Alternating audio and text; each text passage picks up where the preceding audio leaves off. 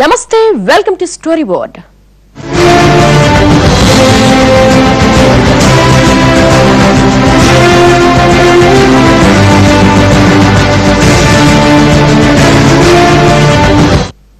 దేశం గర్వించదగ్గ ఇద్దరు మహనీయులను భారత ప్రభుత్వం గుర్తించి సత్కరించింది. స్వాతంత్ర్యం పూర్వమే మరణించిన ఓ మహనీయుడికి భారత రత్న ప్రకటించింది.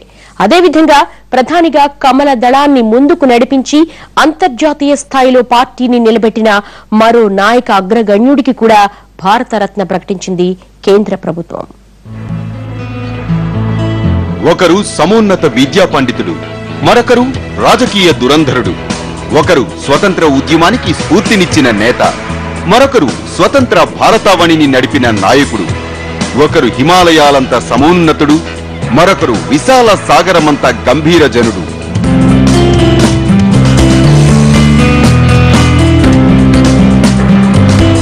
ఈ ఉపోద్ఘాతమంతా భారతరత్నకు ఎంపికైన మన జాతి రత్నాలు మహామాన మదన మోహన మాలవీయ, అటల్ బిహారీ వాజ్పేయిల గురించే. అవును, ఇద్దరు అసామాన్య వ్యక్తిత్వాలను ఒకే సందర్భంలో గుర్తించి వారికి భారతరత్న పురస్కారాలను ప్రకటించటం అత్యంత అరుదైన సందర్భమని చెప్పుకోవాలి. వీరిలో మదన్ మోహన్ మాలవీయ స్వాతంత్ర్య ఉద్యమానికి ఊపిరులూది యావత్ జాతిని మేల్కొల్పితే, అటల్ బిహారీ వాజ్పేయి నవభారతాన్ని సువర్ణ భారతంగా మార్చాలని కలలు కన్న స్వాప్నికుడు.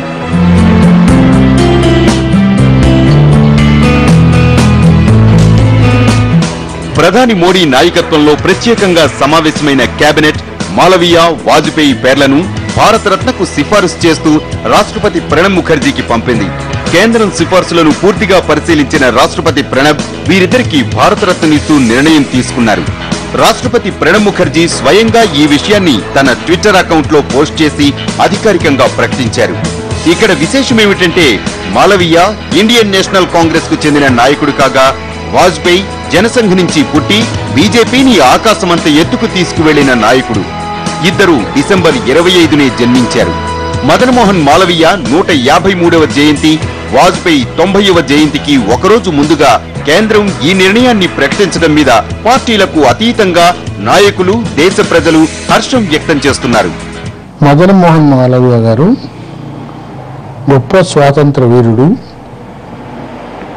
దేశంలో స్వతంత్రం రాకమునుపు 3 సార్లు కాంగ్రెస్ ప్రెసిడెంట్గా ఆయన ఎలక్ట్ అయినారు. అంతే కూడా కాకుండా ప్రఖ్యాత న్యాయవాది ఆయన. కొన్ని వందల మందిని మరణశిక్ష విధించిన వాళ్ళని కూడా దేశానికి సేవ చేస్తూ వాళ్ళని వదిలిచ్చాడు. రెండవది, అద్భుతమైన విద్యావేత్త. బెనారస్ హిందూ యూనివర్సిటీ స్థాపించడానికి ఆయన ఇంచుమించు జోలబట్టి దేశమంతా తిరిగి, స్వాతంత్ర్యానికి పూర్వం జాతిపిత మహాత్మునికే మార్గదర్శనం చేసేంత సమున్నత వ్యక్తిత్వం మాలవీయ సొంతం. అందుకే బాపూజీ ఆయన్ను మహామాన అని గౌరవంగా సంబోధిస్తారు. ఇక వాజ్పేయి పుట్టినరోజును సుపరిపాలన దినోత్సవంగా నిర్వహించుకుంటున్న కేంద్రం ఇప్పుడు అదే రోజున భారతరత్నను ప్రకటించడం కమలదళంలో కొత్త ఉత్సాహాన్ని నింపింది. వాజ్పేయికి భారతరత్న రావడంతో మోడీ సహా బీజేపీలో అగ్రనేతలంతా తమ ఆనందాన్ని సామాజిక మాధ్యమాలతో పాటు వివిధ రీతుల్లో వ్యక్తం చేశారు. వాజ్పేయికి భారతరత్న ఇవ్వాలని ఎప్పటినుంచో డిమాండ్ చేస్తున్న బీజేపీ ఇప్పుడు తాను అధికారంలోకి వచ్చిన 6 నెలల్లోనే ఆ నిర్ణయం తీసుకుంది. గతంలో యూపీఏ పాలకుల ముందు తమ డిమాండ్ అరణ్యరోదనగానే మిగిలిపోతే, ఇప్పుడు ఎన్డీఏ హయాంలో మాత్రం ఆ నిర్ణయం తీసుకునే దిశగా అడుగులేసింది. నిజానికి యూపీఏ 2 ప్రభుత్వం అధికారంలోకి వచ్చిన మొదటి ఏడాది పండిత్ భీమ్సేన్ జోషికి భారతరత్న ప్రకటించిన యూపీఏ ఆ తర్వాత వాటి ప్రస్తావన తీసుకురాలేదు. కానీ ఎన్నికలు ముంచుకొస్తున్న నేపథ్యంలో క్రికెట్ లెజెండ్ సచిన్ తో పాటు రసాయనాల రారాజు సిఎన్ఆర్ రావుకు ప్రకటించింది. అయితే దీని మీద అప్పట్లో ఎన్నో వివాదాలు తలెత్తాయి.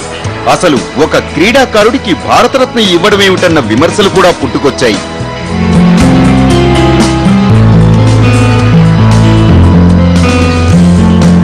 ఇప్పుడు మోడీ అధికారంలోకి వచ్చాక వాజ్పేయికి భారతరత్న ఇవ్వాలన్న అంశాన్ని మరోసారి తెరపైకి తెచ్చింది. అయితే ఈ ప్రయత్నంలో వాజ్పేయితో పాటు చాలా మంది పేర్లు కేంద్రం ముందుకు పరిశీలనలోకి వెళ్లాయి. వీరిలో సుభాష్ చంద్రబోస్, ఆంధ్రప్రదేశ్ నుంచి నందమూరి తారక రామారావు, తెలంగాణ నుంచి పివి నరసింహారావు పేర్లు కూడా పరిశీలనకు వచ్చాయి. కానీ కేంద్రం మాత్రం అనూహ్యంగా వాజ్పేయితో పాటు స్వాతంత్ర్య ఉద్యమానికి సమగ్ర మార్గదర్శనం చేసిన మదన మోహన మాలవీయ పేరును తెరపైకి తీసుకొచ్చింది. మొత్తంగా ఈ ఇద్దరిని భారత రత్నాలుగా ప్రకటించింది. మదన్ మోహన్ మాలవీయ నిజంగా భారతదేశానికి అత్యంత గౌరవనీయ మహనీయుడు. ఆయన కాలంలో బనారస్ హిందూ యూనివర్సిటీ స్థాపించబడింది. భారతదేశ కమ్యూనిస్టు ఉద్యమానికి మూలమేమైనా ఉంటే అది బనారస్ హిందూ యూనివర్సిటీయే. అయితే గతేడాది ప్రకటించిన భారతరత్నాల వెనుక రాజకీయ కోణాలున్నాయన్న విమర్శలు పెద్ద ఎత్తున వినిపించాయి.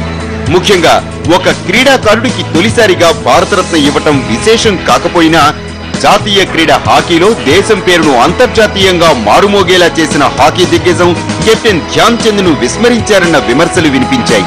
అంతేకాదు అప్పటికి ముంచుకొస్తున్న సార్వత్రిక ఎన్నికల్లో తమ తరపున ప్రచారానికి మాస్టర్ బ్లాస్టర్ ను వాడుకోవాలన్న కుయుక్తితోనే కాంగ్రెస్ అధిష్టానం ఆగమేఘాల మీద సచిన్ రిటైర్మెంట్ రోజునే ఆయనకు భారతరత్న ప్రకటించిందన్న విమర్శలు లేకపోలేదు. ఒక్క రాజకీయ కారణాలే కాదు, సచిన్ కు భారతరత్న ఇవ్వటం వెనుక వ్యాపార కోణాలు కూడా ఉన్నాయన్న సంగతిని దేశ ప్రజలు జీర్ణించుకోలేకపోయారు. సచిన్ రిటైర్ అయినా అతని బ్రాండ్ వాల్యూ తగ్గకుండా ఉండేందుకు పెద్ద పెద్ద వ్యాపార కుటుంబాల ప్రోద్బలంతోనే సచిన్ కు భారతరత్న ప్రకటించారని, కేవలం సచిన్ ఒక్కరికే ప్రకటిస్తే విమర్శలు వస్తాయి కాబట్టి ఆయనతో పాటు సిఎన్ఆర్ రావు కూడా ప్రకటించింది.